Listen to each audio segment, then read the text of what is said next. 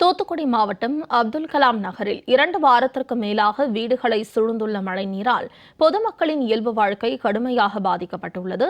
கூடுதல் தகவல்களை செய்தியாளர் ஜெயலானி வழங்க கேட்கலாம். ஜெயலானி, தற்போதைய கள நிலவரம் என்ன பதிவு செய்யலாம்?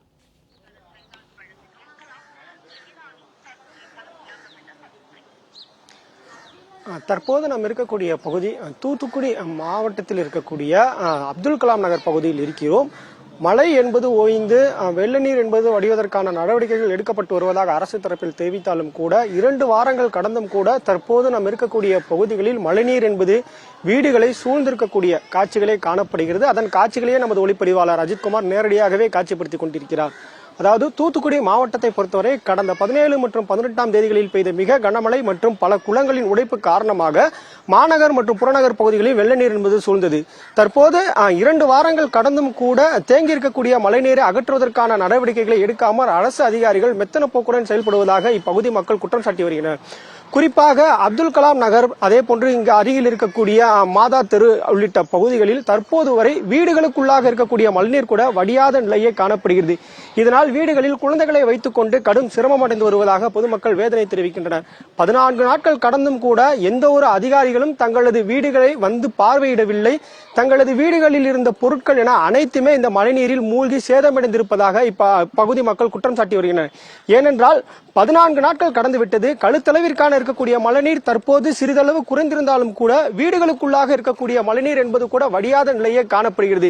இதனால் தங்களது இயல்பு வாழ்க்கை என்பது கடந்த 2 வார காலமாக கடுமையாக முடங்கி இருப்பதாக தெரிய வருகிறது. மேலும் 2 வார காலமாக இந்த மழைநீர் என்பது தேங்கி இருப்பதால் தற்போது இந்த மழைநீருடன் கழிவு நீரும் தேங்கி இருக்கக்கூடிய நிலை என்பது காணப்படுகிறது. இதனால் வீட்டில் இருக்கக்கூடிய பொருட்கள் என அனைத்துமே தற்போது இந்த வெள்ளத்தில் மூழ்கி தற்போது தங்களது பொருட்கள் அனைத்தையும் இழந்து வாடி வருவதாகவும் தெரிவிக்கின்றனர். தங்களது வீடுகளில் சிறிய குழந்தைகள், பெரிய குழந்தைகள் என பலர் வசித்து வருகின்றனர். ஆனால் யாருக்கும் எந்தவித அடிப்படை வசதிகளும் கிடைக்காமல் கடும் சிரமங்களை சந்தித்து வருவதாக தெரிவிக்கின்றனர். அரசு தரப்பில் எந்த ஒரு நிவாரண பொருட்களும் வழங்காத நிலையே இங்க பகுதியில் காணப்படுவதாக இப்பகுதி மக்கள் வேதனை தெரிவிக்கின்றனர். தற்போது இந்த பகுதி மக்கள் ஒருவர் இருக்காம அவங்கள்ட்ட நேரடியாவே கேட்கலாம்.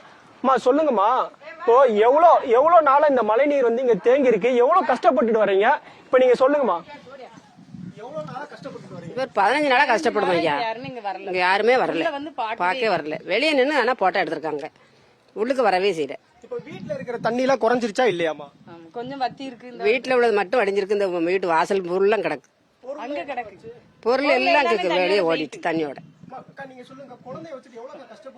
ரொம்ப கஷ்டப்பட்டுக்கிட்டு இருக்கம்மா. யாருமே இங்க வந்து எட்டி பாப்பாரு இல்லம்மா. பச்சை பிள்ளைய வச்சு நேத்து கூட பால் பவுடர் யார்ட்டே கேட்கதான் செஞ்சு அவங்க கொண்டு வந்து தரல. உள்ள வரவே இல்லம்மா யாரும். ரோட்லதான் அங்க வந்தாதான் தருவேன். நாங்க அங்கதான் ஓடி ஓடி போய் வாங்கியிருக்கோம் 15 நாளுமே. நேரடியாகவே அவர்கள் தெரிவித்த கருத்துக்களை நாம் பார்க்கிறோம். அதாவது அரசு அதிகாரிகள் யாருமே இவ்விடத்திற்கு நேரடியாக வந்து பார்வையிடவில்லை என தெரிவிக்கிறார்கள். அதாவது இங்கிருந்து நிவாரணப் பொருட்கள் வாங்க வேண்டும் என்றாலும் கூட இங்கிருந்து இந்த தண்ணீரில் இறங்கி முக்கிய சாலைக்கு நடந்து செல்லக்கூடிய நிலையே காணப்படுகிறது.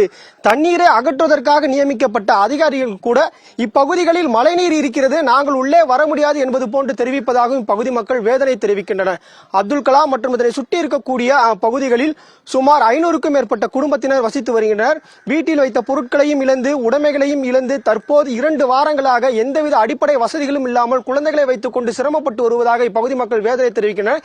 எனவே உடனடியாக அரசு அதிகாரிகள் இங்கு தேங்கி இருக்கக்கூடிய மழைநீரை அகற்றுவதற்கான நடவடிக்கைகளை துரிதமாக மேற்கொள்ள வேண்டும் என்பதே அவர்களது கோரிக்கையாக இருக்கிறது. ஒவ்வொரு மழைக்காலங்களிலும் இது போன்ற மழைநீர் தேங்கியதில்லை.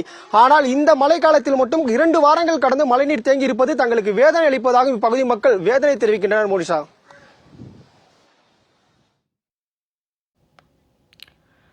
ஜெயலானி, களத்தில் இருந்து தகவல்களை பதிவு செய்தமைக்கு நன்றி.